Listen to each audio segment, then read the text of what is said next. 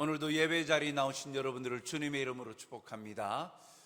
우리 앞뒤 좌우에 계신 분들과 인사를 나눕시다. 반갑습니다. 주 안에서 행복합시다. 당신은 하나님의 자랑입니다.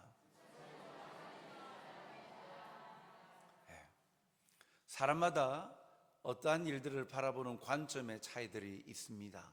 그래서 동일한 환경, 동일한 그 분위기에 있어도 자신이 가지고 있는 관점에 따라서 다르게 보지요. 볕이 좋은 날, 따사롭고 화창한 날씨에 연인들은 참 데이트하기 좋다라고 생각합니다. 주부들은 볕이 화창하고 이렇게 따사로운 날, 야, 빨래하면 참 잘 마르겠다 생각합니다. 태양광 설치하는 사람 입장에서는, 그리고 그것을 운영하는 사람 입장에서는, 야, 오늘 이렇게 해가 쨍쨍하니까 참 전기 좀 많이 벌겠다, 그렇게 생각하기도 하죠. 다양한 생각들을 사람들은 가지고 있습니다. 그건 관심사, 그리고 자기가 자라왔던 배경, 환경 여하에 따라서 똑같고 동일한 환경에 있지만 보는 것이 다르고 느끼는 것이 다르게 보여지는 것들이죠. 오늘 예수님께서 안식일 날 때부터 맹인되었던 사람을 고치셨습니다. 그런데 이 날 때부터 맹인된 사람을 고쳐서 눈을 보게 하니 이 사건으로 인하여서 여러 가지 분쟁이 일어납니다. 이 눈뜬 맹인을 바라보면서 여러 가지 반응들이 나옵니다. 크게는 두 가지죠. 예수님을 믿지 않는 자들의 반응, 그리고 예수님을 믿는 자의 반응입니다. 오늘 제목의 질문은 바리새인들이 이 눈뜬 맹인을 향하여서 예수님에 관하여 그가 어떤 사람이냐라고 질문하는 내용입니다. 오늘 그렇지만 그 질문이 오늘 우리에게 내가 알고 믿는 예수님은 어떠한 분이신가 라고 묻는 질문에 우리는 무엇라 대답할까? 그 부분을 오늘 함께 묵상하며 나가고자 합니다. 먼저 믿지 않는 사람들의 반응입니다. 날 때부터 맹인된 사람이 눈을 뜨고 걸어다니는 모습을 보면서 놀랄 수밖에 없었죠. 그래서 분명히 보지 못하는 맹인이었고, 그래서 할 수 없으니까 구걸하였던 사람인데 어떻게 걸어다니고 있는지, 그래서 눈을 뜨게 되었는지 궁금합니다. 그래서 묻습니다. 그 물음에 맹인은 이렇게 답합니다. 9장 11절에 보면 대답하되 예수라 하는 그 사람이 진흙을 이겨 내 눈에 바르고 나더러 실로암에 가서 씻으라 하기에 가서 씻었더니 보게 되었노라. 예수라 하는 그 사람이 이렇게 하였습니다 라고 증언하고 있죠. 이 대답을 들은 대다수의 무리들, 사람들의 관심은요, 예수님에게 쏠릴 수밖에 없죠. 그래서 그 예수님이 어디 있느냐 이를 묻습니다. 그런데 예수님이 어디 있는지 모릅니다 라는 이 맹인의 대답에 이 무리들은 어떻게 합니까? 그 다음 순간 이 맹인을 데리고 바리새인들에게로 데리고 갑니다. 13절에 보면 그들이 전에 맹인이었던 사람을 데리고 바리새인들에게 갔더라. 왜 무리들이 네 눈을 고친 이가 예수야? 예수 어디 갔어?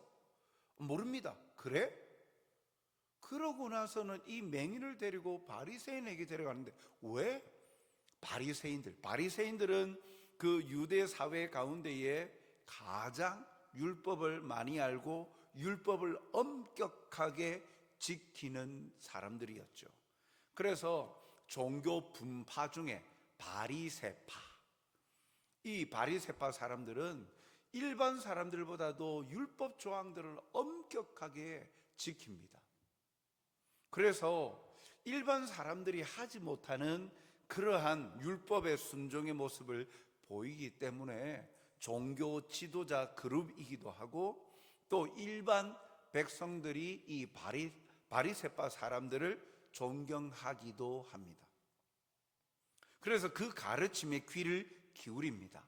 그런데 이 맹인을 데리고 왜 무리들이 이 바리새인들에게 데리고 갔을까요? 그것은 그동안 바리새인들이 가르쳤던 그 가르침에 의문을 품고 확인코자 간 것입니다. 그 의문은 무엇이냐? 무슨 가르침이었느냐? 바리새인들은요 말하기를 자신의 죄로 인하여서 나면서부터 맹인이 되었다라고 가르친 것입니다. 태어나서 살다가 어디 사고로 인해서 눈을 잃은 것이 아니라 태어날 때부터 맹인이 된 것을 보고 바리새인들이 저 맹인은 죄 때문에 저렇게 되었어, 태어났어 라고 가르쳤던 것이죠. 그러니까 과거의 어떤 죄로 인하여서 고통과 환난을 당한다는 거예요. 어려운 일을 당하는 것은 모두가 다 죄 때문이다, 죄의 결과다라는 가르침을, 그리고 사상을 가지고 있었습니다. 이러한 관점은요 유대 사회 내에서 굉장히 팽배해져 있었습니다. 맹인을 본 제자들의 질문도 마찬가지예요. 그 질문을 보면 요한복음 9장 2절에 보면 제자들이 물어 이르되 라삐여, 이 사람이 맹인으로 난 것이 누구의 죄로 인함이니까? 자기니까 그의 부모니까? 예수님에게 제자들이 묻는 거예요. 예수님, 저 맹인은 누구 죄 때문에 저렇게 됐습니까? 자기 죄 때문입니까? 아니면 부모 죄 때문입니까? 제자들이 이렇게 물어본다는 건 이미 유대 사회 내에는 죄로 말미암아서 그 결과 고통과 어려움을 당한다라는 그런 가르침과 생각들이 만연해 있었다라는 것을 잘 보여주죠. 그래서 이러한 것은 당시 율법에 능통한 바리새인들도 동일하게 생각하고 가르쳤어요. 그런데 문제가 생긴 거죠. 그렇게 죄 때문에 벌받았다라고 생각하는데, 맹인이 눈을 뜨자 죄 때문이라면 이런 일이 일어날 수 없다라고 생각한 겁니다. 아니, 어떻게 죄 때문에 되어진 일이 갑자기 없어질 수 있냐라는 거죠. 벌 받고 있는데 어떻게 그것이 사라져버렸냐라는 겁니다. 그래서 이 사람들이 이 눈을 뜨게 된 일이 어떻게 가능한지 바리새인들에게 데려와가지고 해명해 보라는 거예요. 그런 강력한 요청으로 이 사람들이 맹인을 바리새인에게 데리고 왔어요. 예수님이 맹인의 눈을 뜨게 하였는데, 이들의 관심은 예수님을 찾아다니는 것이 아니라, 그 눈을 뜨게 한 예수님에게 관심이 가 있는 것이 아니라 오직 율법의 가르침을 하는 바리새인들의 해명에 있는 거예요. 즉 지식의 이 충돌, 자기가 알고 있는 지식이 충돌하는 것에 대한 궁금증을 가지고 있는 거예요. 놀라운 역사를 눈앞에 보고서도 그 역사를 만드신 예수님에게는 관심조차 없고, 단지 그들의 지식적인 궁금증을 해결하려는데 관심과 마음이 다가 있는 이들을 봅니다. 예수님을 믿지 않기 때문에. 단지 그들은 이 놀라운 기적 앞에 그들이 가지고 있던 생각, 지식, 그 궁금증, 충돌에 대한 궁금증을 해결하고자 하는 데만 관심이 있는 거예요. 또 두 번째 부류는요, 바리새인들의 관심입니다. 이들도 예수님을 믿지 않죠. 나중에 보면 예수님을 죄인이라 죽이려고까지 했던 이들입니다. 이들의 관심은 뭘까요?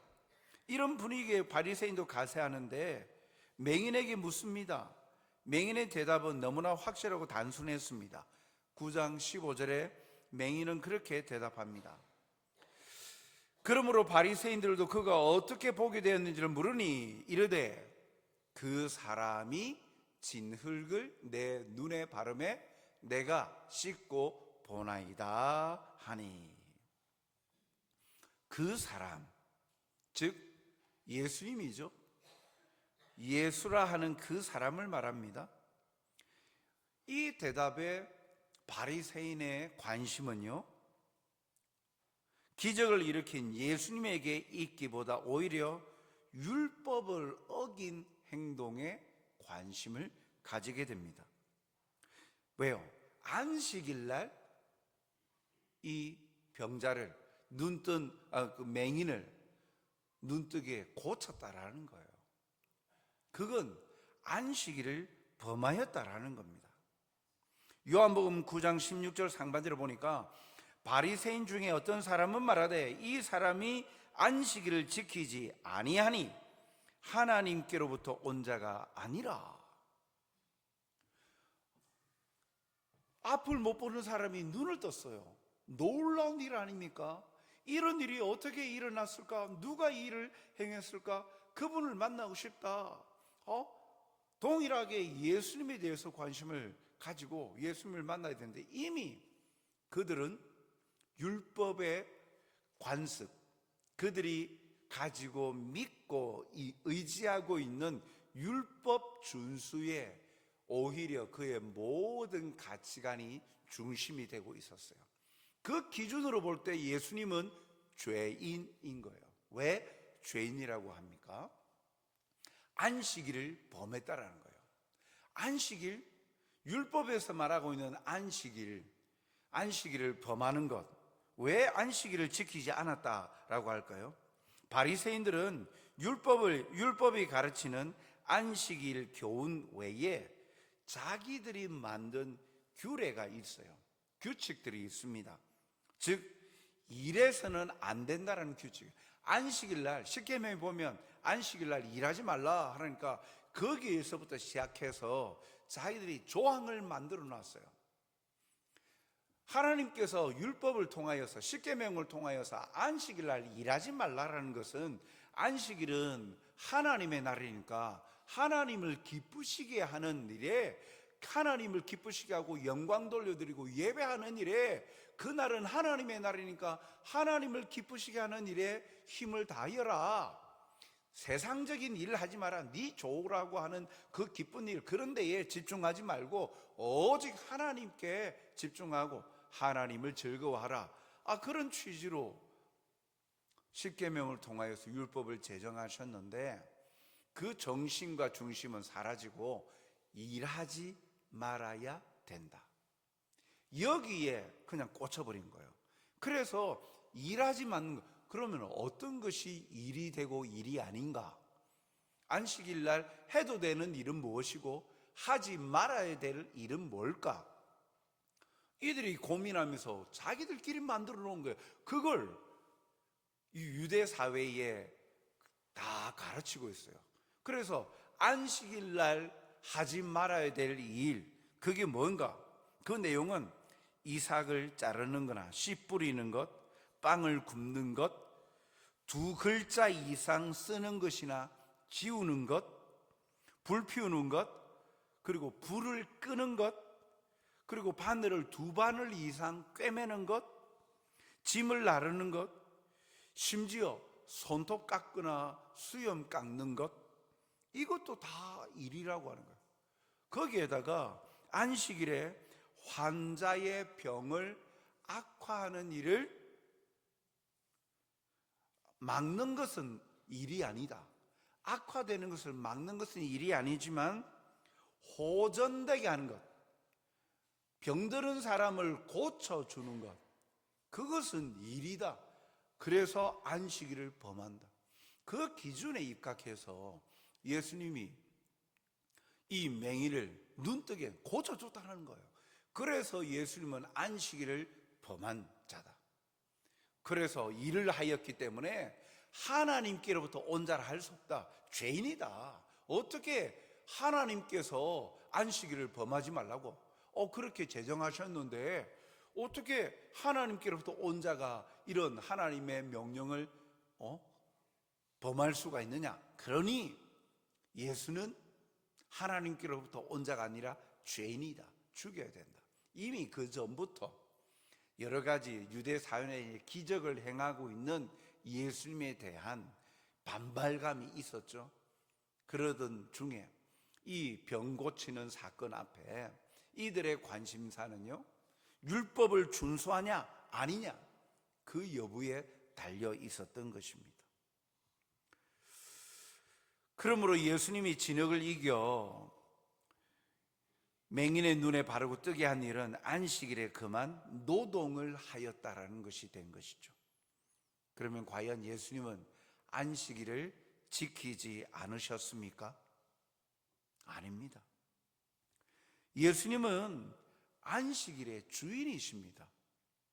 마태복음 12장 8절에 인자는 안식일의 주인이니라. 인자, 예수님을 말하죠. 하나님의 아들, 하나님이 보내신 자. 인자는 안식일의 주인이라. 인자는 예수님입니다. 안식일의 주인이신 예수님이 행하시고 말씀하시는 것이 진정한 안식일의 참된 의미 아닙니까? 안식일의 주인이신 예수님은 하나님의 말씀을 따라 사람을 살리고 고치고 선한 일에 열심히 하여서 맹인의 눈을 뜨게 하고 영의 눈도 뜨게 하여서 구원하길 원하셨어요. 안식일을 제정하신 주인 되신 예수님, 그 예수님이 하시는 것이 곧 안식일날 해야 될 일이죠. 안식일날 해야 될 선한 것들입니다. 그래서 예수님은 바리새인들의 말처럼 안식일을 지키지 않으셨다, 범하지 않으셨다. 아닙니다. 예수님은 안식일의 주인이시기 때문에 예수님이 하시는 것이 곧 안식일날 해야 될 분명한 일이죠. 그러나 바리새인들은 자신들이 만든 규례로 사람을 규정에 얽매이게 하고 정작 그 안식일의 정신과 중심은 헤아리지 않고 있는 거예요.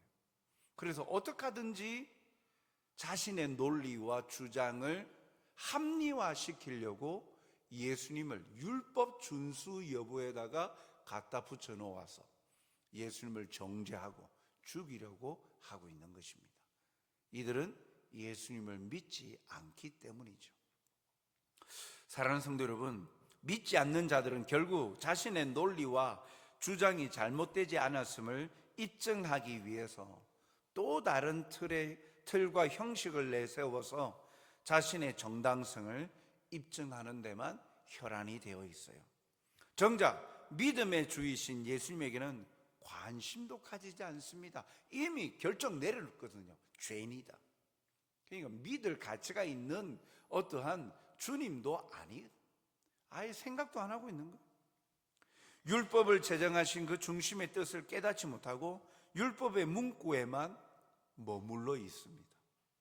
오늘 우리는 어떻습니까? 예수님을 믿는다 하면서 나의 관심이 믿음의 주이신 예수님, 그 예수님이 어떤 분이신지, 그 예수님이 나를 사랑하신 그 사랑이 무엇인지, 나를 어떻게 생각하시는지, 나에게 뭘 원하시고 뭘 주고자 하시는지, 그분은 어떠한 분이신지, 예수님에 대한 믿음의 주이신 예수님에 대한 관심보다도 오히려 종교적인 형식이나 틀에 매여 있지는 않습니까?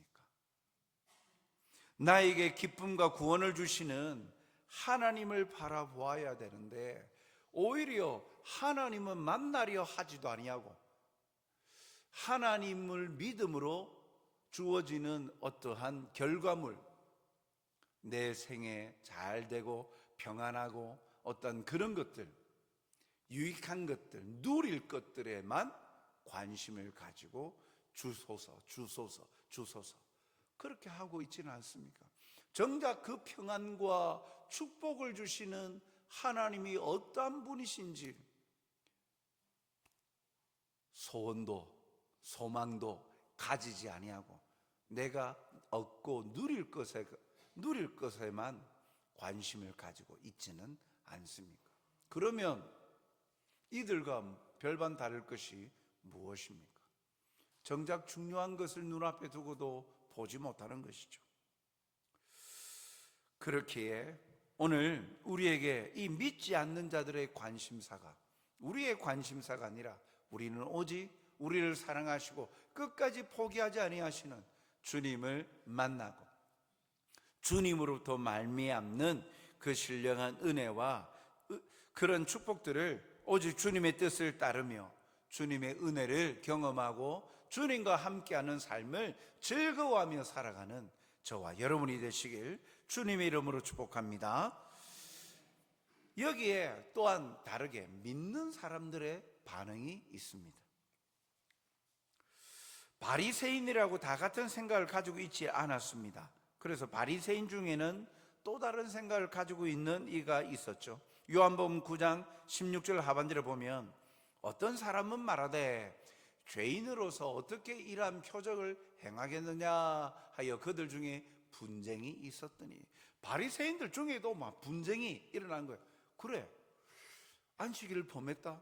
그런데 그렇게 보기에는 못한 게 어떻게 이런 기적을 행할 수 있어? 그건 사람이 아닌데? 이건 하나님께로부터 오지 않고서는 이런 일을 행할 수 없을 텐데 하고 서로 간에 분쟁이 일어난 거예요. 한 부류는 예수님을 죄인 취급하지만 한 부류는 맹인을 눈을 뜨게 한 것을 보면 죄인이 아니라 하나님께로부터 온 자가 맞을 수도 있다라는 주장으로 서로 간에 논쟁이 있었어요. 그래서 답이 안 나오니까 다시 맹인을 부릅니다. 그래서 맹인을 부르는 과정 가운데에 이 맹인의 대답의 과정을 통하여서 우리의 믿음의 과정과 그 내용들을 다시 한 번 더 생각하게 됩니다. 맹인을 불러서 맹인에게 자신들이 원하는 대로 말하도록 계속 유도 신문합니다. 유도 질문을 합니다. 맹인이었다가 눈 뜬 사람은요, 이러한 그런 계속적으로 바리새인들이 자기에게 집단적으로 자기들이 원하는 답을 얻으려고 계속 압박하여 질문하였음에도 불구하고 그는 점점 영적 분별력가 오히려 신앙이 성장하고 확실해지는 과정을 겪게 됩니다. 처음에 그는 예수라는 사람이 진흙을 침으로 이겨서 눈에 바르고 실로암에 가서 씻으라고 말했죠. 사실만 말했어요. 예수라는 사람이 예수님에 대하여서는 자신의 눈에 고쳐줬지만 예수님에 대한 인식은 예수라는 사람의 그런 특별한 사람으로만 관심을 가지고 있었죠. 그런데 그 다음에는요 점점 달라집니다. 요한복음 9장 17절 하반절에 보면 대답하되 선지자니이다.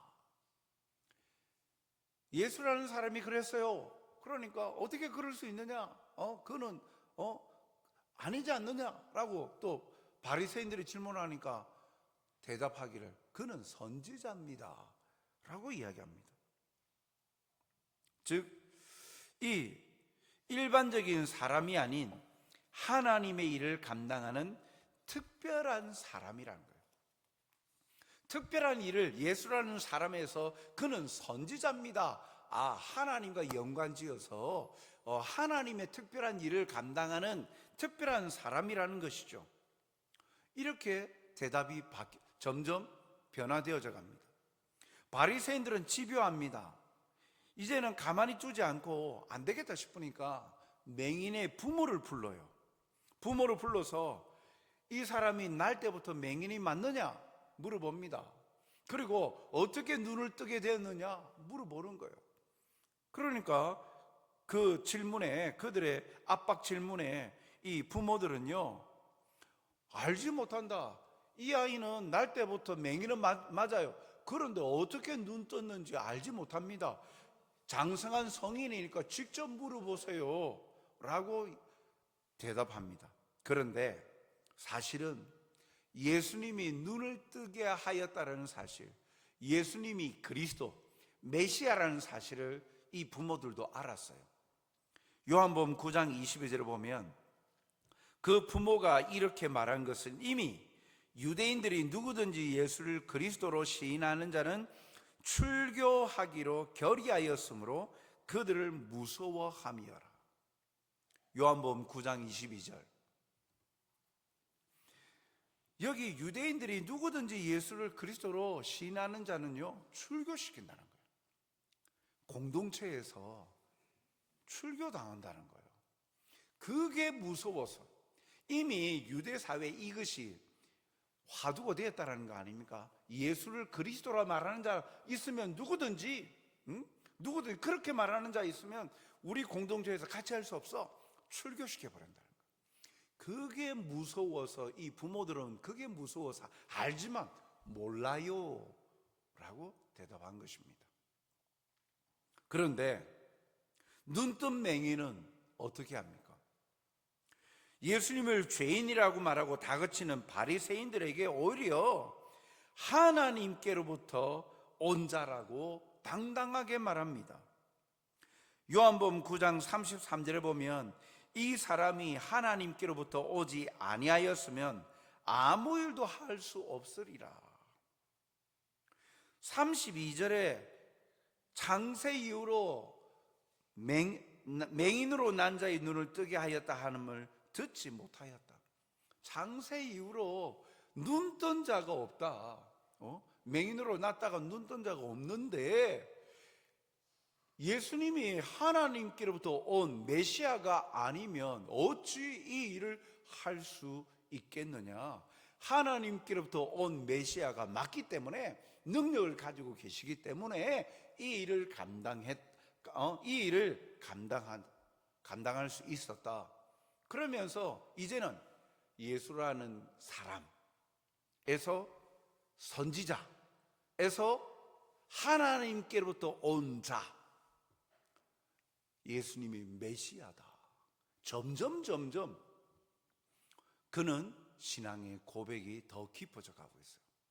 부모들은 두려워서 벌벌 떠는데 이 맹인은요, 자신이 기적을 경험했기 때문에 그랬는지 점점 압박 질문하고 종교 지도자들이 계속적으로 압박하여서 질문하면서 다그칠 때, 여러 사람이 다그칠 때 여러분 어떻습니까? 주눅들지 않습니까?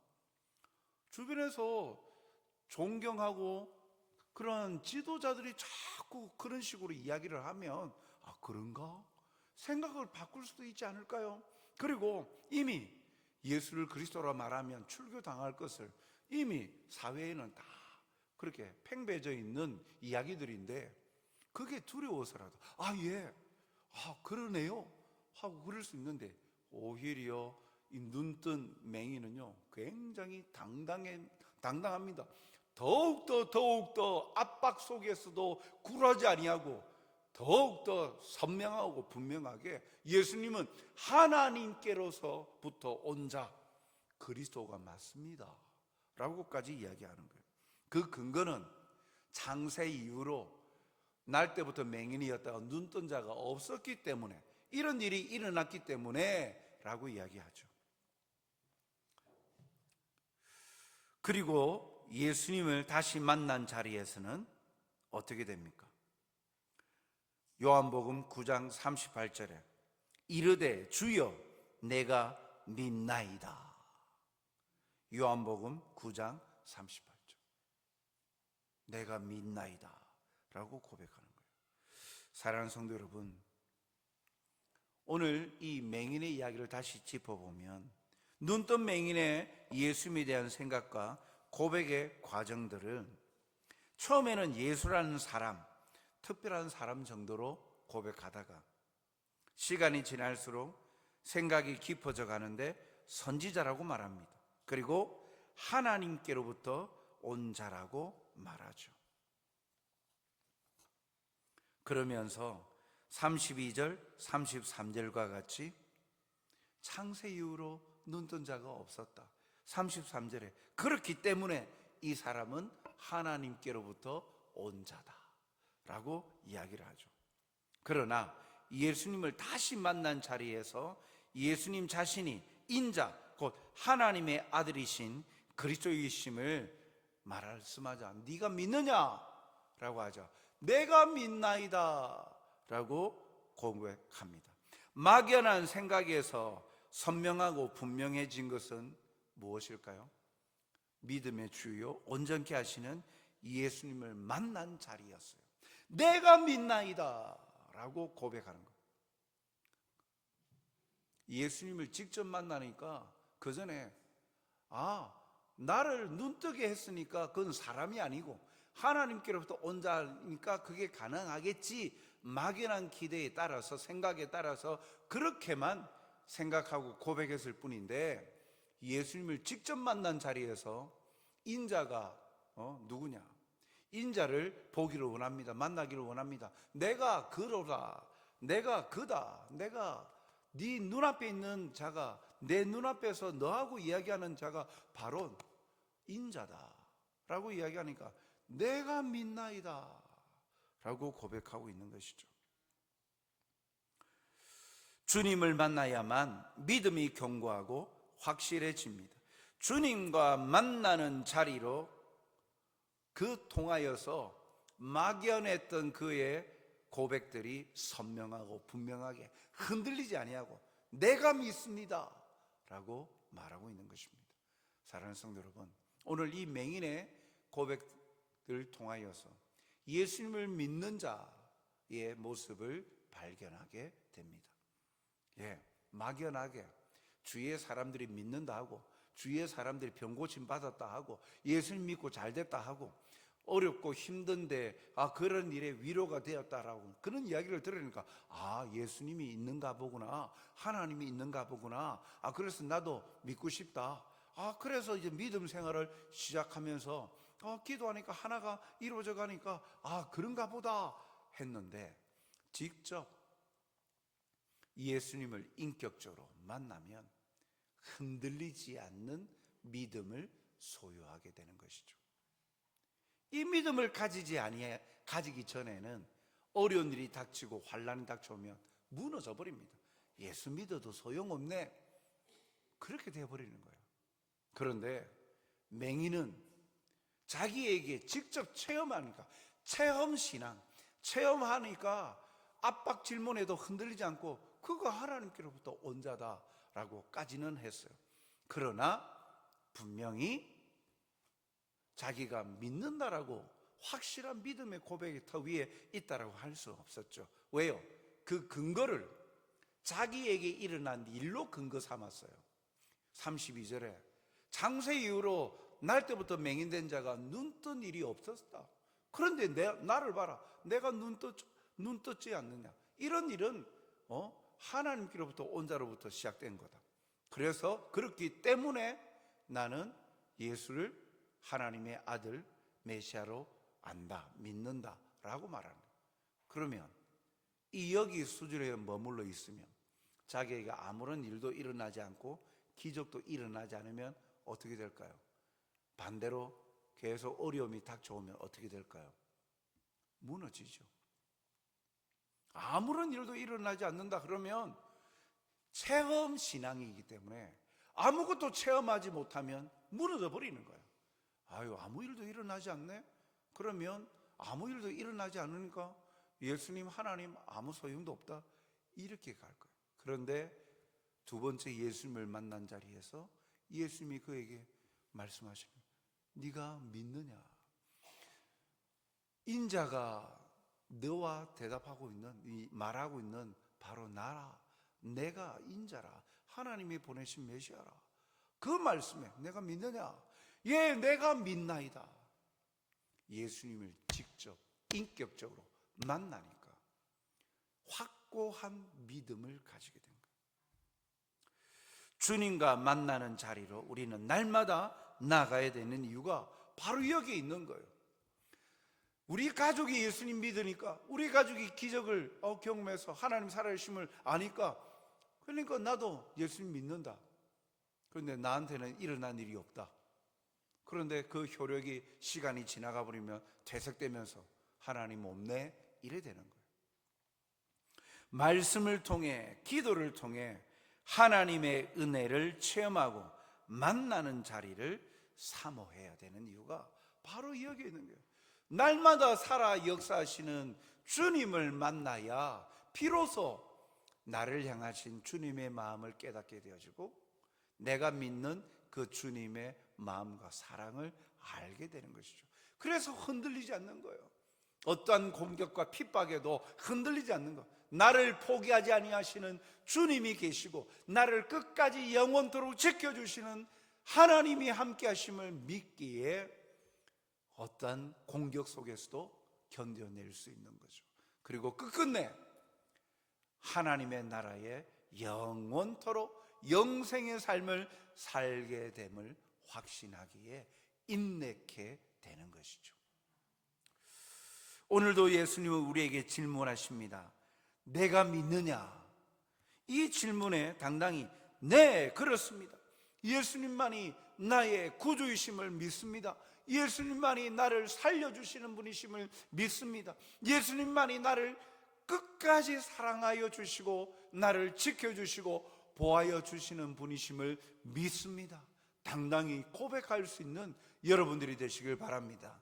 마태복음 16장 16절에도 베드로의 고백이 나오죠. 시몬 베드로가 대답하여 이르되 주는 그리스도시요 살아계신 하나님의 아들이시니이다. 아멘. 베드로의 고백이 흔들리지 않는 오늘 우리의 고백이 되길 소원합니다. 다른 사람들이 예수 그는 어떤 사람이냐? 누구냐? 라고 물을 때 당당하게 예수님은 나를 사랑하시는 분이에요. 나의 구주이시고 나를 살려주시는 유일한 구주이심을 믿는다라고 함께 고백하며 주님의 뜻, 믿음이 점점 확고해지고 성숙해져가는 그 은혜를 맛보고 체험하고 누리며 살아가시는 저와 여러분이 되시길 주님의 이름으로 축복합니다. 사랑과 자비가 풍성하신 아버지 하나님, 오늘도 우리를 향하여 말씀하십니다. 너는 그를 어떠한 사람이라 하느냐? 예수님에 관하여 물을 때 당당하게 믿음으로 고백할 수 있는 신실한 하나님의 자녀들이 되게 도와 주시옵소서. 날마다의 삶을 통하여 주님을 체험하는 자가 되길 원합니다. 주님의 만져주심과 주님의 사랑을 경험하며 누리는 자가 되길 소원합니다. 깨어있기를 원합니다. 예배의 자리를 통하여 말씀과 기도의 은혜의 방편을 사용하여 하나님이 베푸시는 그 사랑과 은혜를 경험하며 살아가는 행복자들이 되게 하여 주시옵소서. 어떠한 환난과 공격 앞에서도 흔들리지 않는 믿음을 소유할 수 있도록 성령 충만케 하여 주시어서 오늘도 성령의 이끌림 받게 하여 주시어 하나님의 기쁨이 되어지고 하나님의 영광과 기쁨을 맛보는 하나님의 사람들이 되게 도와 주시옵소서. 감사하며 예수님 이름으로 기도하옵나이다. 아멘.